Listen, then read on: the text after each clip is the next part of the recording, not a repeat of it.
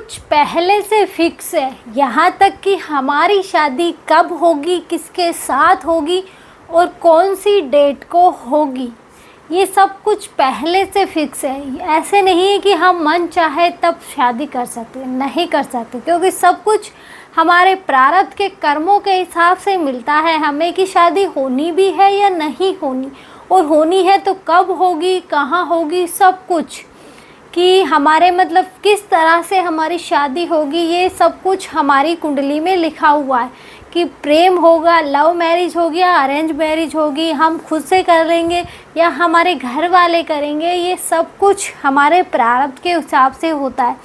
क्योंकि देखा जाए तो प्रारब्ध फल है और हमें मतलब शादी एक फल है, तो फल हमें प्रारब्ध के हिसाब से ही मिलेगा, हमारी मर्ज़ी से हमें फल नहीं मिलने वाला। ऐसे ही एक व्यक्ति था जिसकी मतलब शादी पहले हो चुकी थी, लेकिन वाइफ भगवान के पास चली गई थी, लेकिन अब उसका विचार बिल्कुल नहीं था कि मुझे शादी नहीं करनी है। लेकिन जब विधाता ने लिखा कुछ और है तो तुम कैसे टाल सकते हो कि वो एकदम मतलब ये कहे कि 0% कोई चांस नहीं था कि मैं शादी भी करूँगा, क्योंकि उसके पहले से 2 बच्चे थे। क्योंकि ये बोला जाता है कि जब दूसरी माँ आ जाती है तो उन बच्चों की केयर कोई नहीं करता, कि उन बच्चों की कद्र कम हो जाती है। हालांकि उनको अपने मतलब दादा दादी रखते थे, लेकिन जब बहू आ गई तो वो भी सोचते हैं ना कि अपनी माँ के पास रहे। तो इसलिए मतलब हर कोई इंसान यही चाहता है कि माँ का प्यार एक माँ ही दे सकती है, दूसरी माँ चाहे तो भी लोग विश्वास नहीं करेंगे कि वो प्यार दे रही है, तो सच में प्यार दे रही है, तो भी लोग यही कहेंगे सोतेली सोतेली ही होती है। तो ऐसे ही उसका विचार था कि मैं शादी नहीं करूँगा क्योंकि मेरे 2 बच्चे, मैं उनकी लाइफ बर्बाद नहीं करना चाहता। लेकिन हुआ क्या कि ऐसे ही वो मतलब किसी बिजनेस टूर पे बाहर गया और उसकी मुलाकात एक मतलब जैसे कुछ काम के लिए हम कहीं जाते हैं तो अचानक से कोई लड़की हमें मिल जाती है, तो इसी तरह से उसे एक लड़की मिली। उनकी आपस में थोड़ी बातचीतें हुई, नंबर एक्सचेंज हुए, तो इस तरह से उनकी धीरे धीरे कंटिन्यू बात चलती गई। लेकिन जब उनका अभी भी विचार यही था कि मुझे शादी नहीं करनी है, नॉर्मली जो थोड़ी बहुत बातें करते हैं वो उनमें होती थी। लेकिन जब समय बदलता है, क्योंकि समय रुकता नहीं है, इसलिए जब समय पलटा तो उनके बीच में और थोड़ी नज़दीकियाँ बढ़ी, थोड़ी और मुलाकातें हुई, वो आपस में मिलने जुलने लगे। क्योंकि धीरे धीरे ये सब होने लगा, जबकि सामने वाली लड़की को पता था कि ये ड्रिंक करता है। इसलिए बहुत सी बार मतलब नॉर्मली झगड़े भी हो गए, कभी कुछ हो रहा है तो कभी वो फ़ोन नहीं उठा रहा, मतलब एक तरह से वो कि जब थोड़ी नज़दीकियाँ बढ़ने लगी तो वो दूर होने लगा कि मुझे शादी नहीं करनी है, कि वो तो नॉर्मली अट्रैक्शन हो जाता है कि हाँ, लेकिन अब वो दूर होना चाहता था कि मुझे शादी नहीं करनी है। लेकिन जब होनी लिखी है तो वो होकर रहेगी। ऐसे ही फिर इसी बीच में उन्हें एक बाबा मिले कि बाबा से उन्होंने मतलब बाबा को नॉर्मली हम जब बाबा कोई हमें मिल जाते हैं तो बोलते हैं मुझे ये खिला दे, मुझे वो, तो उन्होंने चाय पानी उन्हें पिलाई। उसके बाद बाबा ने बताया कि तेरी शादी होगी और तेरी शादी इस डेट को होगी। कि ऐसे बोलते हैं ना कि मान लो नॉर्मली 5 तारीख है कि तेरी शादी नवंबर में 5 तारीख को होगी। लेकिन वो सोचे कैसे होगी जब मैंने कुछ सोचा ही नहीं, अभी तक कुछ है ही नहीं, तो होगी कैसे। लेकिन जैसे ही उस बाबा ने बताया तो वो भी सोच में पड़ गया कि जब कुछ ऐसा है ही नहीं तो शादी होगी किससे, और जब मैंने शादी की सोच ही नहीं रखी तो शादी हो कैसे जाएगी। लेकिन होनी को कोई नहीं टाल सकता। ऐसे ही दिन गुजरते गए, वो बाबा तो अपने रास्ते चले गए, लेकिन दिन गुजरे तो धीरे धीरे हुआ क्या कि अब उन लड़की वालों की तरफ से प्रेशर आने लग गया कि हमें शादी करनी है। जबकि उन दोनों ने मतलब अपने घर, लड़की ने बताया होगा लेकिन लड़के ने नहीं बताया था, क्योंकि लड़का मतलब ऐसा नहीं था, उसका कोई इरादा नहीं था कि मतलब लड़की की तरफ से प्रेशर आना स्टार्ट हो गया कि मुझे शादी करनी है। लेकिन अब लड़का मना कर रहा, लेकिन उसने क्या किया कि जहाँ वो रहता था वो जगह उसे शादी से पहले ही उसने दिखा दी, कि उसे 1-2 बार वहाँ बुला लिया उसने। तो वो बिना सोचे समझे वहाँ आ गई कि अब तो मुझे शादी करनी है, मैं बिना शादी के अब कहीं ना नहीं जाने वाली, वापस मैं मेरे घर नहीं जाऊंगी, मैं तो शादी करूंगी। अब ये समझो कि बहुत उनमें झगड़े हुए, लड़ाई हुई। अभी भी लड़के का विचार ना ही था कि मुझे नहीं करनी, मुझे नहीं करनी। दोनों ने आपस में वकील कर लिए कि शादी कर, वो शादी करे, वो शादी नहीं करे, तो ऐसे चलता रहा। लेकिन हुआ क्या कि अब सब कुछ लड़की के पक्ष में जाने लगा। अब लड़की ने बोला कि शादी कर ले, वो उसे धमकियां देने लगी कि प्यार से नहीं तो राजी, नहीं तो गैर राजी, तुझे करनी ही पड़ेगी। लेकिन अब जब धमकियां मिलने लगी तो उसने सोचा कि चलो कर लेते हैं, अब क्या है, अब जब मिल रही है तो करने में क्या जा रहा है। इधर घर वालों को जब बताया तो घर वालों ने ये बोला कि तू दूसरी शादी करने जा रहा है, तेरा भाई पहले से कंवारा बैठा है, तूने उसके बारे में क्यों नहीं सोचा। अब घर वाले इस चीज़ के लिए तैयार नहीं लड़के के।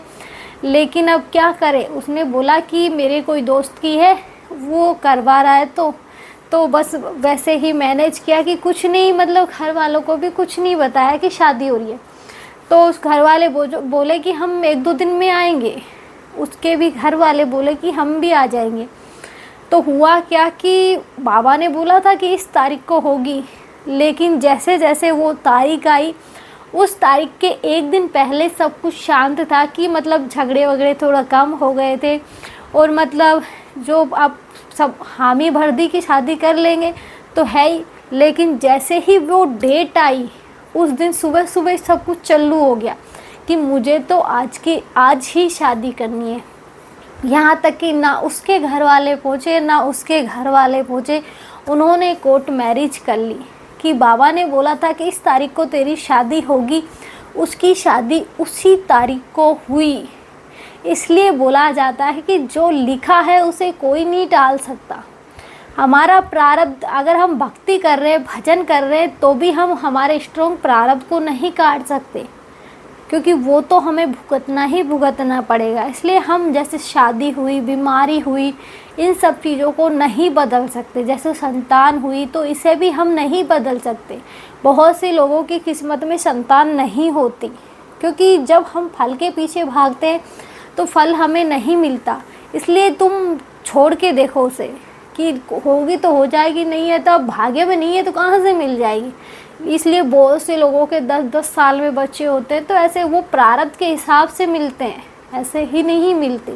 लेकिन जब हम उसके पीछे भागे जाएंगे तो वो और दूर चला जाएगा। जैसे एक संघर्ष होता है कि जब हम संघर्ष कर रहे होते हैं तो हमें मतलब हाथ पैर सब कुछ मारते हैं कि हाथ पैर मारेंगे, क्या करें क्या ना करें, समझ में नहीं आ रहा होता। लेकिन जब हम सोचते हैं कि अब तो कुछ हो ही नहीं रहा, अब जो ईश्वर करेंगे वो ठीक है, लेकिन जब वो फल मिलना स्टार्ट हो जाता है तो ऐसे ही है, हर चीज़ में ये चीज़ें लागू होती हैं। इसलिए सब कुछ हमारे प्रारब्ध में लिखा हुआ है, हम इसे चेंज नहीं कर सकते। बहुत सी बार हम प्यार किसी और से करते हैं, शादी किसी और से हो जाती है, फिर बोलते हैं घर वालों का दबाव था। देखा जाए तो भाग्य में तो वो ही लिखी थी, वो थोड़ी लिखी थी, वो तो आपके वहीं तक का साथ था। अब आगे भी होता क्या है कि हम दोनों अभी भी शादी करना चाहते हैं, लेकिन अब उसके बच्चे हो गए कि मैं उससे प्यार नहीं करता तो बच्चे कहाँ से हो गए।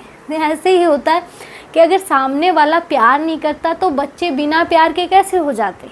तो अब वो उसे यकीन दिलाता है कि नहीं मैं तुझसे ही प्यार करता हूँ, उसके साथ तो मैं मजबूरी में रह रहा हूँ घर वालों की वजह से।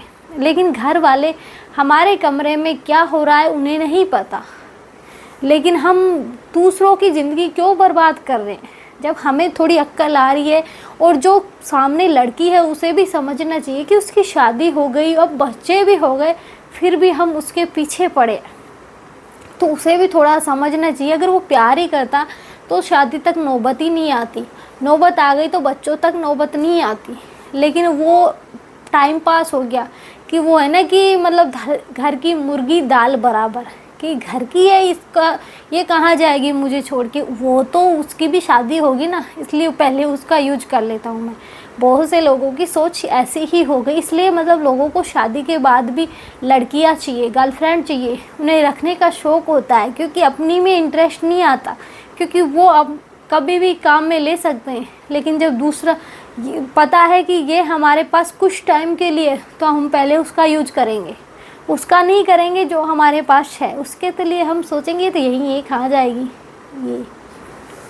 इसलिए सबकी सोच एक जैसी हो गई। देखा जाए तो जो हमारे अफेयर हैं ये भी हमारी कुंडली में लिखे हुए हैं कि अफेयर होंगे या नहीं होंगे। क्योंकि जब हम किसी से पूछते हैं तो हमारे हाथों में देख के वो बताते हैं कि आपका पहले कहीं एक जगह रिश्ता तय हुआ था, आपकी दूसरे में शादी हो गई। तो ऐसा होता है कि ऐसा हो। मेरे खुद के साथ सेम हुआ था कि मेरे मतलब हाथ में ये बोला गया था कि पहले एक जगह मेरा रिश्ता तय हुआ था, दूसरी जगह मेरी शादी हुई। तो ऐसे हुआ था, जैसे उन्होंने बताया था वो सेम हुआ था। इसलिए जो लिखा है वो ही होता है, बिना लिखे कुछ नहीं होता। बस हमें ध्यान ये रखना होता है कि आगे आने वाला प्रारब्ध हमारा, आगे आने वाले कर्म जो अभी हम कर रहे हैं वो हमारे ख़राब ना हो, वो अच्छे रहें। बाकी तो जैसी ईश्वर की मर्ज़ी, जो ईश्वर कराते हैं वो ही हम करते हैं। बस उस टाइम गलत करते टाइम थोड़ी सी बुद्धि देते हैं। अगर चाहो तो यूज कर लो, ना चाहो तो मत करो। वो आपके ऊपर है कि आप गलत करना चाहते हो या अच्छा करना चाहते हो, वो आपके ऊपर है। आज के लिए इतना ही। जय श्री राम। मिलते हैं नेक्स्ट वीडियो में नए टॉपिक के साथ।